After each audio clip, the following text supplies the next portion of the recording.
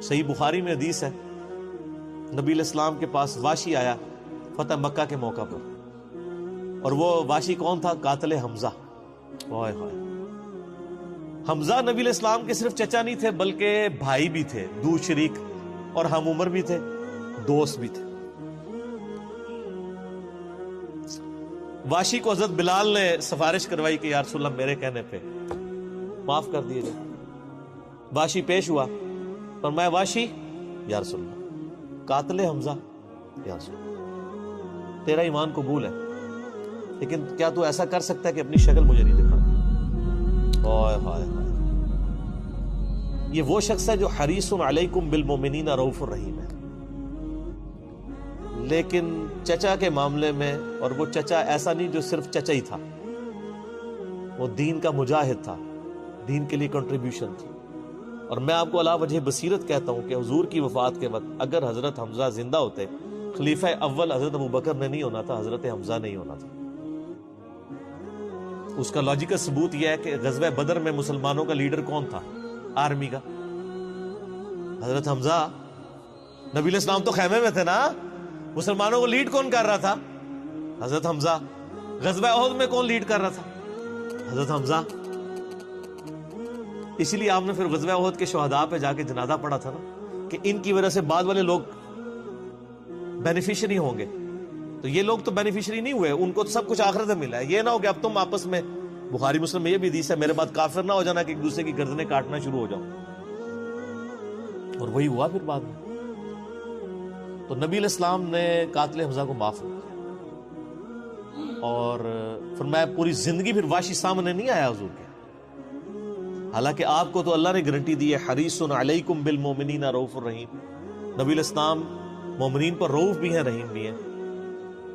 اب میں تھوڑی سی انجینئرنگ کرتا ہوں کہ انسان کو اپنے چچا سے زیادہ محبت ہوتی ہے یا اپنی اولاد سے؟ مطلب اس پہ تو کوئی دوسری رائے نہیں ہے۔ جن جن کے بچے ہیں، یعنی میرے بھی اپنے بچے ہیں، آپ میں سے بھی اکثر لوگ شادی شدہ بیٹھے ہیں، آپ خود انالیسس کر لیں، بلکہ اولاد تو بعض کا انسان کو ماں باپ سے آگے ہو جاتی ہے۔ تو جن لوگوں نے حضرت حمزہ کے ساتھ ظلم کیا اور ان کو قتل کیا، ان کا ایمان قبول نہیں کیا گیا۔ تو جن لوگوں نے حضرت حسین ابن علی کے ساتھ ظلم کیا، یا حضرت علی ابن ابی طالب کو تکلیفیں دی ہیں جو حضور کے بچوں کی جگہ تھے، ان کے بارے میں آپ ایکسپیکٹ کر سکتے ہیں کہ نبی الاسلام کے دل میں ان کے بارے میں کوئی محبت کے جذبات ہو؟ Not at all. حتیٰ کہ آپ دیکھ لیں مسند احمد میں تواتر سے وہ حدیث نقل ہوئی ہے کہ ابن عباس کہتے ہیں کہ ایک دوپہر کے وقت میں نے خواب دیکھا اور میں گھبرا کے اٹھ گیا اس خواب کی وجہ سے۔ میں نے دیکھا کہ نبی علیہ السلام جو ہے وہ پرانگدہ حالت ہے، بال بکھرے ہوئے ہیں، جسم پہ گرد پڑی ہوئی ہے، ہاتھ میں خون کی ایک شیشی ہے، اور میں نے کہا یا رسول اللہ میرے ماں باپ قربان، آپ کی کیا حالت ہے؟ تو فرمایا کہ یہ حسین اور اس کے ساتھیوں کا خون ہے جو صبح سے میں کربلا میں سمیٹ رہا ہوں۔ اور یعنی یہ ایک اللہ کی طرف سے دکھایا گیا یہ تشبیہ، یعنی ایک علیحدہ سے ایک محکمہ خواب، ایک محکمہ بالکل الگ سے۔ آپ مجھے خواب میں آئے تو آپ کو نہیں پتا ہوگا کہ آپ میرے خواب میں آئے، یہ اللہ تعالیٰ تمثیلاً دکھاتا ہے۔ اور نبی علیہ السلام کو خواب میں دیکھ رہا ہے کون؟ صحابی، تو وہ تو کنفرم ہے، بخاری مسلم میں حدیث ہے جس نے مجھے خواب میں دیکھا میری شکل میں شیطان نہیں آ سکتا، اور وہ شکل صحابی کو تو پتا تھی، اور صحابی بھی عام نہیں، عبداللہ ابن عباس کہتے ہیں میں گھبرا کے اٹھا، میں نے وقت اور تاریخ نوٹ کر لی اور دن بھی۔ کئی ہفتوں بعد پتا چلا کہ اسی دن 10 محرم 61 ہجری میں حضرت حسین ابن علی کو شہید کیا۔ تو حسین ابن علی کی وفات کے اوپر یہ ابن عباس کو خواب میں آنا، حضور صلی اللہ علیہ وسلم نے انڈیکیٹر دے دیا نا۔ اسی حدیث کو نقل کر کے اسماعیل دہلوی، جس کو دیوبند اور اہل حدیث جو اس وقت پریکٹیکلی یعنی ایک سمجھ لیں کہ یزید کے ٹھیکیدار بنے ہوئے ہیں اس کے دفاع کے اوپر، ان کے مشترکہ امام ہے اسماعیل دہلوی، شاہ ولی اللہ دہلوی کا پوتا۔ اس نے جو کتاب لکھی ہے نا تقویت الایمان، جس میں گستاخیاں بھی ہیں، وہ اس کتاب کے اندر ہم نے اس کا جے پی جی بھی لگایا تھا، اس میں اس نے لکھا ہے کہ اس حدیث سے پتہ چلا کہ نبی علیہ السلام وفات کے بعد بھی اللہ کی جنتوں میں حسین کے قتل کی وجہ سے غم زدہ ہیں۔ اور اس نے بھی لکھا یزید پلید لفظ لکھا، وہ اس پوری کتاب میں جہاں جہاں لفظ استعمال کرتے ہیں یزید پلید استعمال کرتے ہیں۔ تو بعد میں سعودیہ ایران ٹسل شروع ہوئی تو یہ یزید کی وکالت کرنی شروع کر دی. اہل حدیث تو خیر اس وقت ناصبیت اور یزیدیت کا جھنڈا اٹھائے ہوئے ہیں. دیوبند میں کم لوگ ہیں ایز کمپیئر ٹو اہل حدیث، اور بریلویوں میں تو بہت ہی کم. تو یہ میں آپ کو صرف ایک کمپیریزن بتا رہا ہوں کہ انسان کو اپنی اولاد سے جو محبت ہوتی ہے وہ تو آپ سوچ نہیں سکتے. ترمذی میں اور مسند احمد میں حدیث ہے، نبی علیہ السلام نے حضرت حسین کو اٹھایا ہوا ہے اور آپ فرماتے ہیں اللہ یہ میرے بیٹوں میں سے ایک بیٹا ہے، اے اللہ اس سے محبت کر، جو اس سے محبت کرے، اس سے دشمنی رکھتے اس سے دشمنی رکھ. ہم یہ پوچھتے ہیں کہ حسین سے دشمنی کس نے رکھی ہوئی ہے؟ ذرا پوائنٹ آؤٹ کریں نا. کیا یہ تھریٹیکل بات ہے؟ تھی نا دشمنی، آج تک ہے، اس زمانے میں بھی تھی. تو وہ ان لوگوں کو پھر ان کے ساتھ کیا معاملات ہوں گے؟ باقی واقعہ کربلا والا ریسرچ پیپر 5B پڑھ لیں تو آپ کو معاملات کلیئر ہو جائیں گے. تو یہ غل کے اوپر میں نے بات کی، اور اس کے اوپر بعض لوگوں جو ہیں وہ اس حدیث کے اندر تحریف بھی بعض لوگوں نے کی ہے، بعض لوگوں نے جان بوجھ کے کی ہے، بعض لوگوں نے انجانے کے اندر کیا ہے. یہ روایت المستدرک الحاکم میں بھی موجود ہے اور صحیح سند کے ساتھ، اور المصنف ابن ابی شیبہ کے اندر بھی موجود ہے کہ مولا علی علیہ السلام جو ہیں وہ ان کے پاس حضرت طلحہ کا بیٹا آیا، عثمان ابن طلحہ. تو آپ اس کو جب ملتے ہوئے آپ نے نا سورہ حجر کی وہ آیت پڑھی کہ جو اہل ایمان کے دلوں میں ایک دوسرے کے بارے میں غل آ جائے گا نا، قیامت والے دن اللہ تعالیٰ ان کے دل سے وہ غل دور کر دے گا. پھر وہ جنت میں آمنے سامنے بیٹھے ہوئے ہوں گے، تختوں کے اوپر ٹیک لگائے ہوئے، تکیوں کے اوپر. تو انہوں نے کہا کہ میں اللہ سے امید کرتا ہوں کہ یہ آیت میرے، طلحہ اور زبیر اور عثمان ابن عفان، ان 3 بندے اور چوتھا میں، یہ آیت ہمارے بارے میں ہے کہ اللہ تعالیٰ ہمارے دلوں میں جو ایک دوسرے کے لیے میل آ گیا قیامت والے دن وہ دور کر دے گا اور ہم ایک دوسرے سے راضی ہو جائیں گے. ظاہر ہے مطلب وہ تکلیفیں تو پہنچی تھی نا حضرت علی کو، مطلب کئی لوگوں سے تکلیف پہنچی. بل آپ نے ان کو ایک کلین چٹ دے دی کہ میں اللہ سے امید کرتا ہوں کہ ان لوگوں کے بارے میں یہ آیات ہے کہ اللہ تعالیٰ ہمارے دلوں میں ایک دوسرے کی نفرت ختم کر دے گا، جو اگر دنیاوی وجہ سے، دنیاوی طور پر کسی دینی وجہ سے آئی. تو یہ غل کا لفظ وہاں پہ بھی استعمال ہوا. اب ڈاکٹر اسرار صاحب رحمہ اللہ تعالیٰ، چونکہ ان کی حدیث کی فیلڈ نہیں تھی، انہوں نے یہ جب سورہ ہجر کی آیات آئیں، اس پہ میرا مسئلہ نمبر 116C بھی ریکارڈڈ موجود ہے، انہوں نے نا اس میں حضرت معاویہ کا نام بھی لے دیا کہ میں اللہ سے امید کرتا ہوں یہ میرے اور معاویہ کے بارے میں ہوگا. نا وہ نام لیا ہی نہیں ہے، آپ خود سے نہ داخل کریں. حضرت معاویہ کو حضرت علی نے نہیں معاف کیا، پوری زندگی معاف نہیں کیا، کیونکہ ان کی وجہ سے خلافت کا نظام ٹوٹا تھا. حضرت طلحہ تو میدان جنگ سے چھوڑ کے چلے گئے تھے. جب عمار ابن یاسر کو دیکھا کہ وہ سامنے ہیں تو انہوں نے کہا عمار کو تو باغی جماعت قتل کرے گی، وہ چھوڑ کے چلے گئے. تو مروان نے ان کے گھٹنے میں تیر مارا، مستدل الحاکم میں آتا ہے، اور وہ شہید ہو گئے. حضرت زبیر وہ صحابی ہیں یعنی جو نبی علیہ السلام کے بہادر ترین اصحاب میں سے. 12 بندے غزوہ احد میں حضور کے ساتھ رہ گئے تھے 700 میں سے غزوہ احد کے اندر، ان میں سے ایک حضرت زبیر بھی تھے. اور یہ تلوار کمال کی چلاتے تھے، اکیلے میدان جنگ میں آگے چلے جاتے تھے. بخاری میں آتا ہے کہ ان کا بیٹا عبداللہ ابن زبیر کہتا ہے کہ میرے باپ کے 2 شانوں کے درمیان اتنا بڑا زخم تھا جو ہیل اپ ہو گیا تھا، لیکن پھر بھی گڑا پڑا ہوا تھا، میں پورا ہاتھ اس میں داخل کر لیتا تھا، اور وہ زخم ان کو احد کے موقع پہ لگا تھا. ٹھیک ہے. اور پھر جنگ، اسی حدیث میں بخاری کے آتا ہے کہ جنگ یرموک کے موقع پر لوگ یعنی لیڈر کے اوپر چل رہے ہوتے ہیں، تو حضرت زبیر بھی ایک اسکواڈ کو لیڈ کر رہے تھے. تو لوگوں نے کہا حضرت آپ آگے جائیں. انہوں نے کہا جب میں آگے جاؤں گا تو میرے ساتھ کوئی نہیں آگے جا سکتا. وہ اکیلے گھوڑے کو انہوں نے جو ہے وہ ایڑی لگائی اور رومن امپائر کی یعنی فوج کے اندر گھس گئے، اور کوئی بھی ان سے لڑنے کے لیے تیار نہیں ہوتا تھا. اتنی بہادری تھی ان کے اندر. لیکن جنگ جمل میں حضرت علی کے مقابلے پہ آ گئے.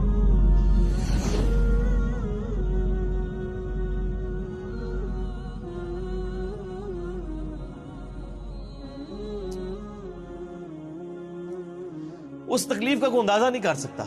حضرت حسن ابن علی نے بتایا مولا علی سے کہ بھئی حضرت زبیر آئے ہیں، تو حضرت علی نے کہا کہ رکو میں خود جاتا ہوں. گئے، کہا زبیر یاد ہے وہ دن جب نبی تم مجھ سے بڑا پیار کر رہے تھے، پھوپھی ذات تھے نا، نبی علیہ السلام کی پھوپھی کے بیٹے ہیں حضرت زبیر بن عوام رضی اللہ تعالیٰ. تو حضور نے تم سے ایک بات کہی تھی کہ تم علی سے اتنی محبت کرتے ہو، ایک دن آئے گا کہ تم تلوار لے کے علی کے خلاف کھڑے ہو جاؤ گے. تو تم نے کیا کہا تھا کہ یا رسول اللہ میں علی کے خلاف کھڑا ہوں گا؟ اور میں ہاں، تم اس وقت ظالم ہو گئے. تو حضرت زبیر جو ہے وہ ان پہ غشی طاری ہو گئی، گھوڑے کو، یعنی وہ حضرت علی کا پھر سامنا بھی نہیں کر سکے، میدان جنگ سے واپس چلے گئے. تو بعد میں حضرت علی کے فوجیوں میں سے ایک بندے نے جا کے پیچھے ان کو دھوکے سے قتل کر کے تھا. تو حضرت علی نے کہا کہ زبیر کے قاتل کو میں دوزخ کی بشارت دیتا ہوں، کیونکہ زبیر جنتی تھا.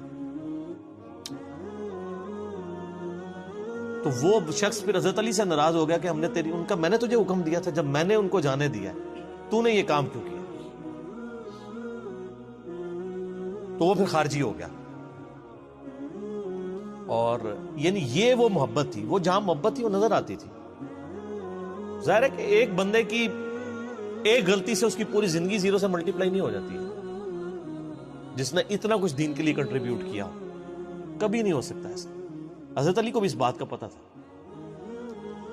بہرحال یعنی اللہ تعالیٰ ان سے راضی ہو، اسی لیے نبی علیہ السلام کی اس حدیث یعنی وہ حضرت علی کے اس قول کو حضرت علی فٹ کیا کرتے تھے حضرت زبیر، طلحہ اور حضرت عثمان ابن عفان پہ رضی اللہ تعالیٰ. باقی آپ میرا کربلا والا ریسرچ پیپر پڑھیں تو آپ کو پتہ چلے گا کہ کتنی یعنی مشکل وقت حضرت علی نے اپنی خلافت میں دیکھا ہے اس حوالے سے. یعنی مصنف ابن ابی شیبہ میں آپ کے مخالفین کی لاشیں بھی ہیں، ان پہ بھی حضرت علی گریہ کر رہے ہیں، ایک ایک کی لاش اٹھا کے اس کو صاف کر رہے ہیں. حضرت طلحہ کا بیٹا تھا محمد بن طلحہ، اس کی لاش دیکھی تو رو پڑے، حالانکہ وہ مخالفت میں لڑنے آیا ہوا تھا. پھر حضرت حسن سے کہا کاش میں جنگ جمل سے 20 سال پہلے ہی مر گیا ہوتا، میں یہ دن نہ دیکھتا. ایک ایسا شخص جس نے 8 سال کی عمر میں اسلام قبول کیا، جس نے اسلام کو زیرو سے 3 براعظموں میں پھیلتے ہوئے دیکھا، اور اب اس کو بڑھاپے میں یہ دن دیکھنے پڑ رہے ہیں کہ اس کے سامنے اسلام کا شرازہ بکھر رہا ہے، کہ مسلمانوں سے لڑ رہے ہیں. ایک ایک جنگ میں 8-8 10 ہزار لوگ، جن میں مرنے والے صحابہ ہیں حضور کی تربیت یافتہ، جو ایک آواز کے اوپر حضور کی لبیک کہنے والے تھے، شیر و شکر تھے آپس میں.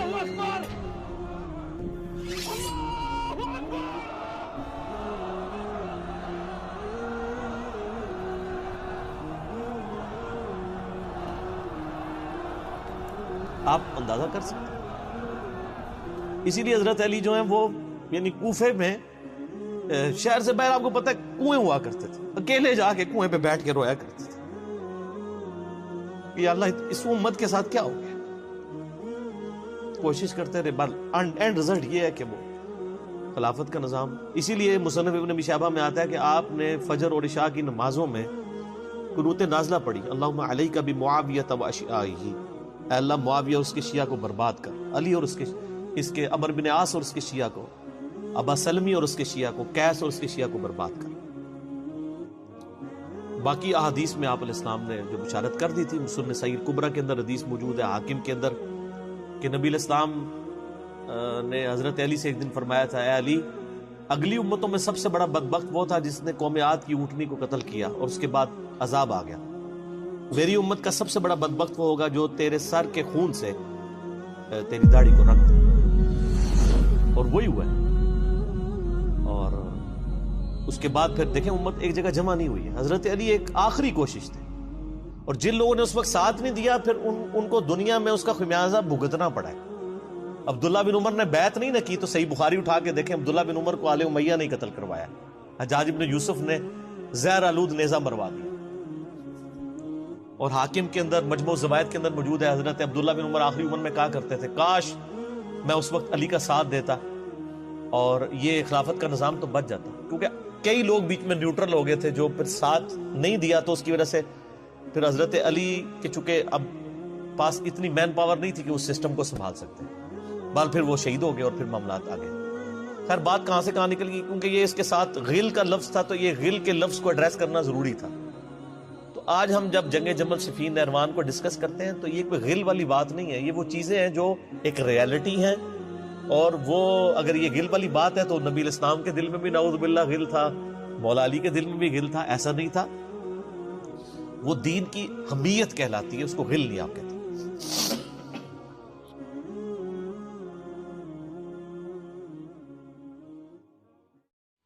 واقعہ کربلا اس سے ریلیٹڈ نہیں ہے کہ جی ان کے اوپر پانی بند ہو گیا، ان کے اوپر ظلم ہوا، کتنے بندے شہید ہوئے، یہ سیکنڈری چیز ہے۔ اصل چیز ہے کربلا ہوئی کیوں نبی علیہ السلام کی محنت کو 50 سال کے اندر اس لیول تک پہنچا دیا گیا کہ ہزاروں صحابہ زندہ ہیں اور نبی صلی اللہ علیہ وآلہ وسلم کی پوری اولاد ذبح کر دی جاتی ہے۔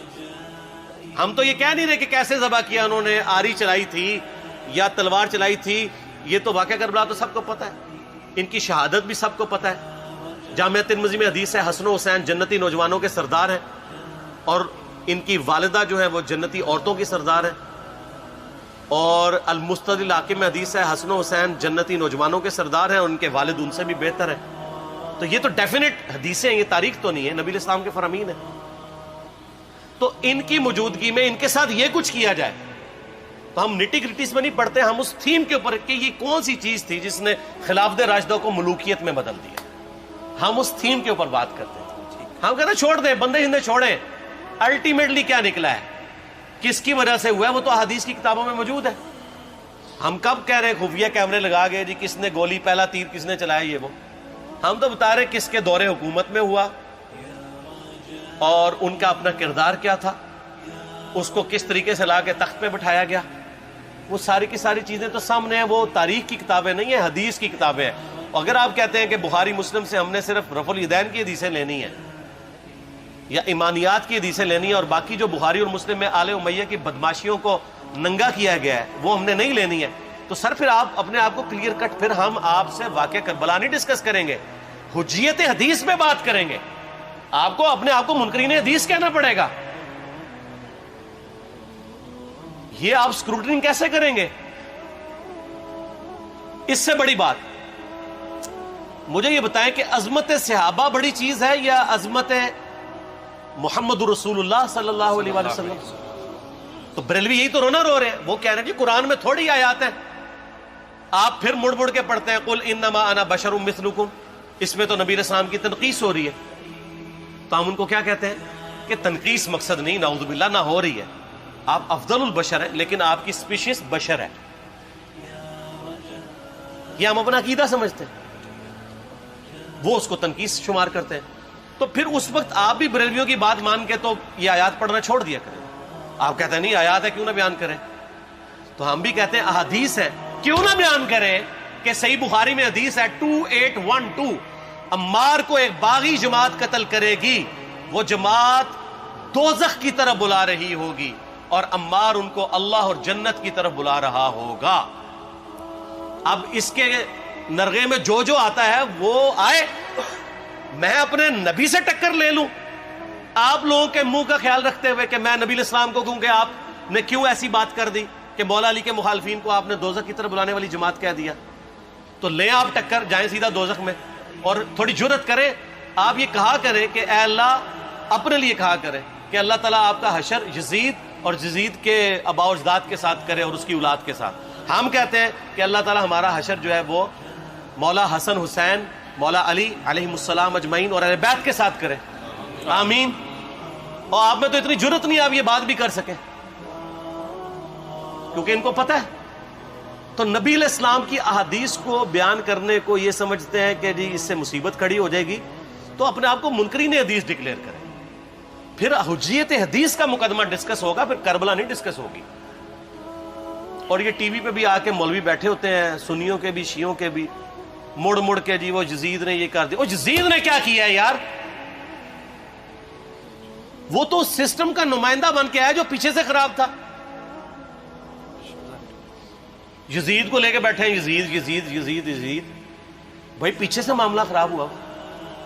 اگر نہیں یقین آتا تو یہ بخاری مسلم کی میں نے آلموسٹ 200 سے زیادہ حدیث مین اسٹریم کی کتابوں سے اکثر بخاری مسلم سے جمع کیے، پڑھے۔ اور سر میں نے تو ان کو چیلنج دیا ہے، یہ حدیثیں پڑھ کے نا اپنے ممبروں سے صرف ان حدیثوں کی تشریح اپنی پبلک کے سامنے کر دیں، نہیں کر سکتے۔ تو وہ لعنت کے مستحق تو ہو رہے ہیں حق چھپا کے، اور قیامت دن کے منہ پہ لگام ڈالیے، اور پھر مڑ مڑ کے کہتے ہیں نہیں جی وہ کچھ چیزیں خاص ہوتی ہیں وہ عوام الناس کے سامنے نہیں کرنی چاہیے، وہ صحابہ کرام بھی بعض اوقات ایسی باتیں پبلکلی نہیں کرتے تھے۔ میں نے اس کے اوپر بڑا ایک میرا کلپ ہے یوٹیوب پہ، مولا علی سے متعلق 5 جھوٹ، تو میں نے کافی ساری چیزیں اس میں ڈسکس کی ہیں۔ لیکن میں یہ کہتا ہوں کہ اللہ کے بندو، جو چیزیں نبی علیہ السلام نے منع کی ہیں بیان کرنے سے، وہ تو ہم ڈسکس کر بھی نہیں رہے۔ میں نے آج تک آپ کو منافقین کے نام بتائے؟ آپ نے حذیفہ ابن یمان کو بتایا تھے نا آپ صلی اللہ علیہ وآلہ وسلم نے، صحیح بخاری میں آتا ہے، تو میں نے آپ کو بتایا، آپ رازدار رسول تھے، وہ ختم ہوگی بات۔ میں نے کبھی ڈسکس کی ہے؟ اگرچہ میں نے صحیح مسلم کی حدیث 7035 نمبر ڈسکس کی ہے کہ نبی علیہ السلام نے فرمایا میرے صحابہ میں 12 منافق ہیں، وہ کبھی بھی جنت میں داخل نہیں ہوں گے یہاں تک کہ سوئی کی ناکے سے اونٹ نہ گزر جائے، اور ان میں سے 8 ایسا ہے جس کی کمر پہ دوبیلا پھوڑا نکلے گا۔ میں نے آج تک آپ کو بتایا کہ کس کس کی کمر پہ دوبیلا پھوڑا نکلا اور اس کی موت اسی پھوڑے میں ہوئی ہے؟ بتایا؟ تو میں تو وہ چیزیں ڈسکس بھی نہیں کر رہا، میں وہ چیزیں ڈسکس کر رہا ہوں جو نبی علیہ السلام نے علامات النبوہ میں بتائی ہیں۔ یہ امام بخاری حدیث نبوت کی دلیل کے چیپٹر میں لے کے آئے ہیں، اور امام بہقی نے 3500 احادیث پر مشتمل ایک کتاب لکھی ہے دلائل النبوہ، کہ ہم نبی صلی اللہ علیہ وسلم کو نبی کیوں مانتے ہیں، اس کے اوپر، اور اس میں یہ ساری حدیثیں عمار ابن یاسر کے قتل والی لے کے آئے ہیں، بتانے کے لیے کہ دیکھیں ہمارے نبی علیہ السلام کی نبوت کی دلیل ہے کہ آپ نے اپنی وفات کے آلموسٹ 30 سال کے بعد ہونے والے واقعے کو پہلے ہی بتا دیا۔ یہ حدیثیں چھپانے والی نہیں، بیان کرنے والی ہیں، علامات النبوہ کی حدیث ہے۔ آپ کہتے ہیں چھپائیں، اگر کوئی حدیث دنیا میں نہیں چھپائی جا سکتی نا تو علامات النبوہ والی حدیث ہے، کیونکہ وہ تو نبی صلی اللہ علیہ وسلم کی نبوت کو جسٹیفائی کرتی ہے۔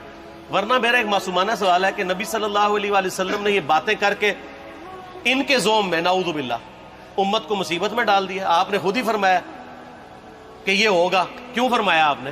میں تو بیان کر کے مجرم ہوں، تو جس نے مجھے خبر دی ہے ان کے بارے میں آپ کا کیا خیال ہے؟ یہ مسند احمد کی حدیث یہ میں نے گھر بیٹھ کے بنائی ہے کہ میری بیوی کا کیا حال ہوگا جس پہ خوف کے کتے بھونکیں گے۔ تو سیدہ عائشہ سے مجھ سے زیادہ نبی علیہ السلام کو محبت تھی، لیکن آپ اللہ کے پیغمبر تھے، آپ نے اپنے گھر کی خبر بھی نہیں چھپائی، بتا دی کہ یہ ہوگا۔ اور اس سے بڑھ کے آپ صحیح بخاری میں دیکھیں، عمار ابن یاسر کا خطبہ ہے۔ میں نے یہ سارا، پریشان نہیں ہونا، یہ ریسرچ پیپر میں سارا کچھ موجود ہے، اور کوئی چیز بھی ایسی نہیں جو اس میں سکپ ہو۔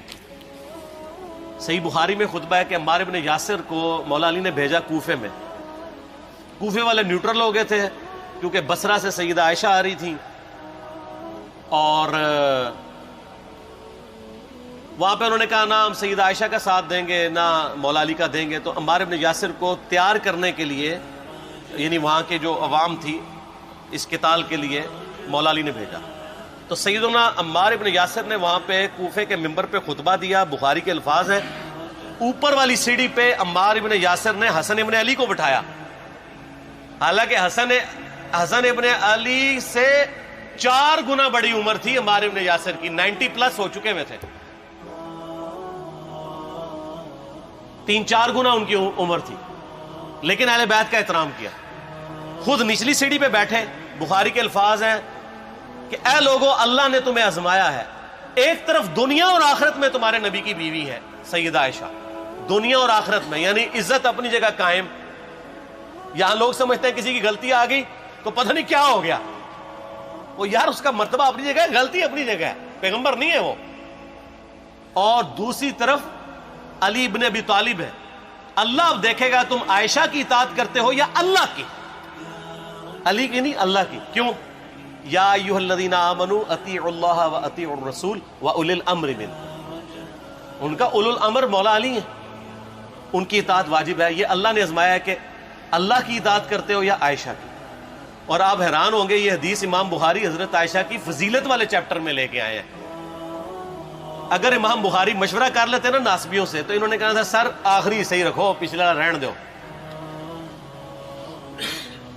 بلکہ پچھلے والا رکھو، آخری والا رہن دو کہ عائشہ دنیا اور آخرت میں. وہ حدیث گھڑنے کا میں آپ کو طریقہ بتاتا ہوں، کاٹ چھانٹ کرنے کا. وہ آدھی حدیثیں لکھتے ہیں نا، آدھی حدیث ایسے لکھتے ہیں امام بخاری کہ سیدہ عمار ابن یاسر نے خطبے کے دوران فرمایا کہ سیدہ عائشہ دنیا اور آخرت میں تمہارے نبی کی بیوی ہے، بس.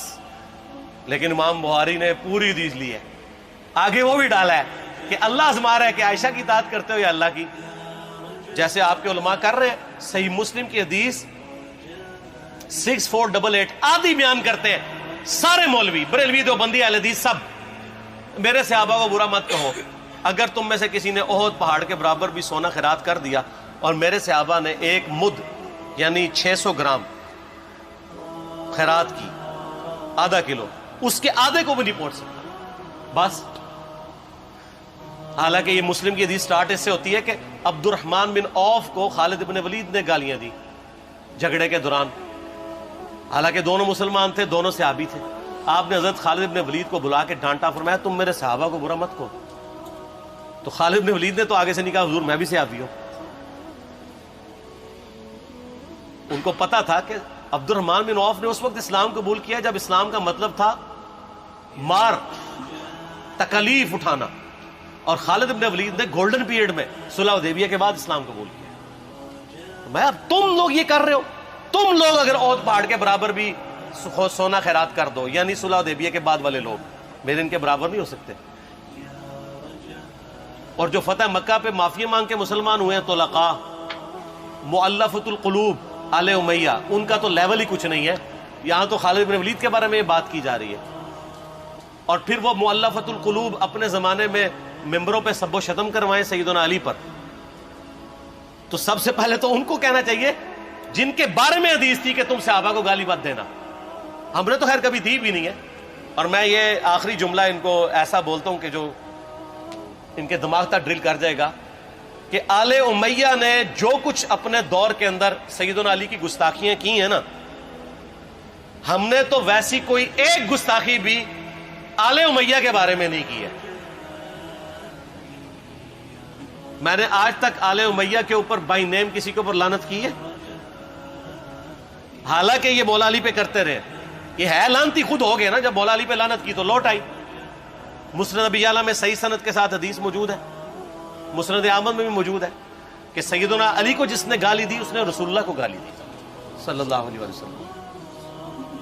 جب ام سلمہ نے کہا تھا، شیخ زبیر صاحب نے اس کو تحکیم میں صحیح لکھا ہوا ہے فوٹ نوٹ کے اوپر، کہ لوگوں تمہارے ممبروں پر رسول اللہ کو گالیاں دی جاتی ہیں، تو انہوں نے کہا معاذ اللہ، ہم کب کہیں گے، ایسا نہیں ہو سکتا. تو ام سلمہ نے کہا تم لوگ علی اور اس سے محبت کرنے والوں پہ گالی گلوچ نہیں کرتے ہو کیا؟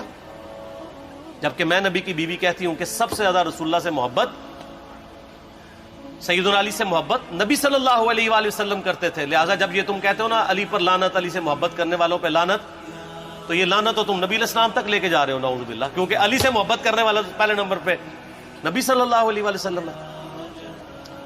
اور پھر کہتے ہیں سب کا مطلب تنقید ہے. اور نہ، پرانیاں گلاں، پرانے بابے، پرانے بزرگ، جھوٹے ہو. صحیح مسلم کھولو 6229 غدیر خم سے اگلی حدیث، لعن اللہ ابا التراب کے الفاظ ہیں، مٹی والے ابن ابی طالب پر لعنت، یہ الفاظ موجود ہے. سب کا ترجمہ لعنت ہی ہے، تنقید نہیں ہے. اچھا پھر میرا معصومانہ سوال ہے کہ اس کا مطلب ہے صحابہ پہ تنقید کرنا اچھا کام ہے؟ کہیں گے نہیں. تو بتاؤ یہ برا کام کون کرتا تھا؟ شیعہ کا ابا کون ہے؟ رافضیوں کا ابا کون ہے؟ آل امیہ. تو لہذا شیعہ نو میں کہنا کہ تسی شیخین کے اوپر بکواس اور تبرہ کرنے کی بجائے نا اب لوگوں کو حقائق بتائیں کہ ٹوٹی کمند کہاں. یہ سب مجرمین آل امیہ ہے. اور یہ آل امیہ اور بنو ہاشم کی لڑائیاں نبی علیہ السلام کی بعثت سے پہلے چل رہی تھی، صدیوں سے چل رہی تھی. وہ تو پھر اللہ نے بنو ہاشم کو نبوت کے لیے چنا تو ان کو یہ پھر جیلسی ہضم نہیں ہوئی، وہ چیز آگے چلتی رہی. خیر چھوڑ دیں، ایک تلخ ٹاپک ہے. صلاۃ بر محمد و آل محمد، اللہم صلی علی محمد و علی آل محمد. ٹھیک ہو؟